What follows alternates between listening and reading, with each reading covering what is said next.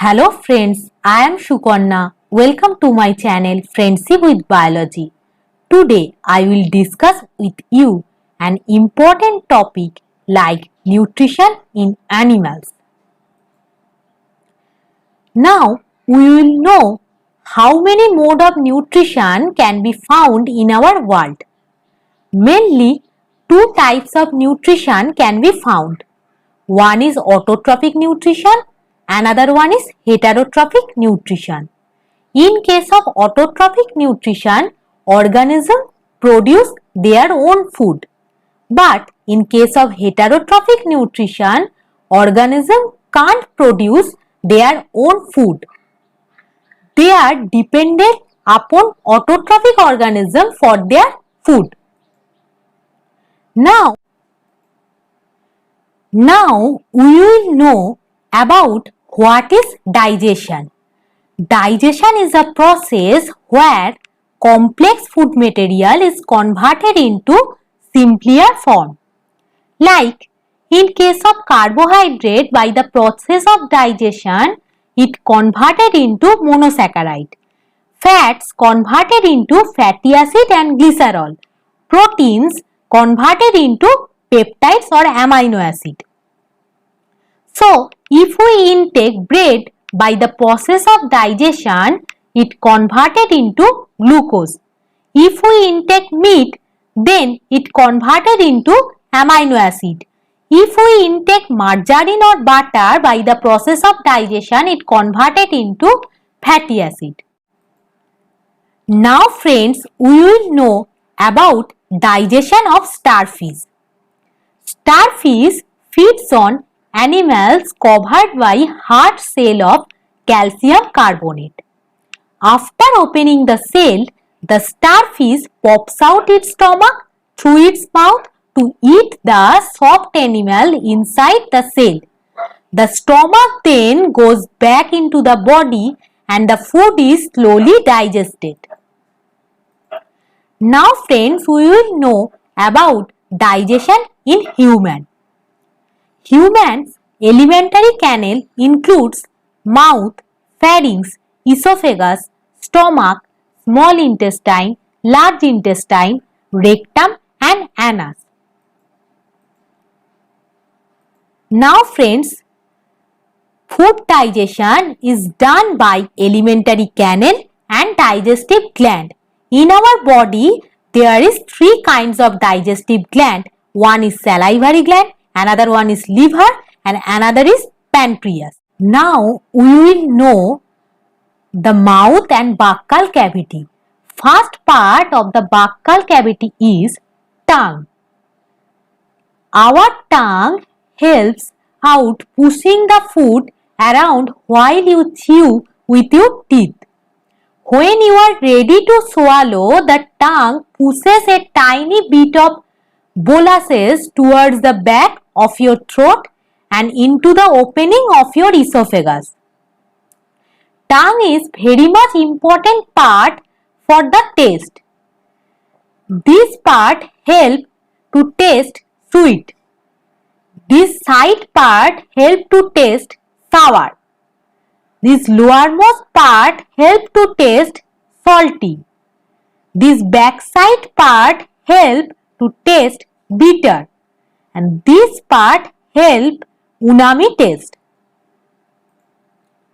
Now we will discuss about tooth. There are four kinds of teeth can be found in our mouth. These are incisors, canine, premolars and molars. Incisors help us cutting and biting the food. 4 incisors are present in each jaw. Canine help us to piercing and tearing the food material. 2 canines are present in each jaw. Premolar help us chewing and grinding the food material. 4 premolars are found in each jaw. Molar help us chewing and grinding of food. 6 molars found in each jaw. Now friends, we will know about sweets and tooth decay. Normally, bacteria are present in our mouth, but they are not harmful to us. However, if we do not clean our teeth and mouth after eating, many harmful bacteria also begin to live and grow in it. These bacteria break down the sugars present from the leftover food and release acid. This is called tooth decay. If it is not treated in time, it causes severe toothache and in extreme cases result in tooth loss. Chocolates, sweets, soft drinks and other sugar products are the major culprit of tooth decay. Now friends, we will know about esophagus and food pipe. Gullet is the opening of esophagus and glottis is opening of trachea. Covering of glottis is also known as epiglottis. Food passes through alimentary canal by contraction and expansion of muscle of gut wall. This is known as peristaltic movement. So, peristaltic movement is very much important for passing food via esophagus. Now friends, we will know about stomach. Stomach is a thick-walled bag. Its shape is like flattened U. It is the widest part of the alimentary canal. It receives food from the food pipe at one end and opens into the small intestine at the other. The inner lining of the stomach secretes mucus, hydrochloric acid and digestive juice. The mucus protects the lining of the stomach. The acid kills many bacteria that enter along the food and makes the medium in the stomach acidic and helps the digestive juice to act. The digestive juice breaks down the protein into simpler substance. Now we will know about liver. Liver is a reddish brown gland situated on the right side in the upper part of abdomen. It is the largest gland of our body. What are the functions of liver? It secretes bile juice which play an important role in digestion of fat. Now we will know about gallbladder. Bile juice is stored in the sac-like structure called gallbladder. Pancreas is a cream-colored gland located just below the stomach. What are the functions of pancreas? Pancreas secretes pancreatic juice which acts upon carbohydrate, protein and converted them into simpler form. Now friends, we will know about small intestine. Small intestine helps us for absorption and assimilation of food. Small intestine have three important parts. One is duodenum, one is jejunum and another one is ileum. Small intestine have one important structure that is villi that give huge surface area due to presence of microzoal folds villi that increase the surface area. Digested food particle passes from lumen of intestine to blood capillaries by villi. Now friends, we will know about large intestine. Large intestine is wider and shorter than small intestine. It is about 1.5 meter in length. Its function is to absorb water and some salts from the undigested food material. The remaining waste passes into the rectum and remains there as semi-solid feces. The fecal matter is removed through the anus from time to time. This is called egestion. Friends, we will discuss about mechanism of digestion. At first, we will intake food by mouth. Then, teeth break down the food. Our saliva contains two enzymes. One is salivary amylase, another one is lysozyme. Salivary amylase hydrolyzes the starch food material, and lysozyme acts as antibacterial agent that prevents infection. Chewing up by the teeth breaks food into small particles. Saliva moistens and lubricates the food forming bolus.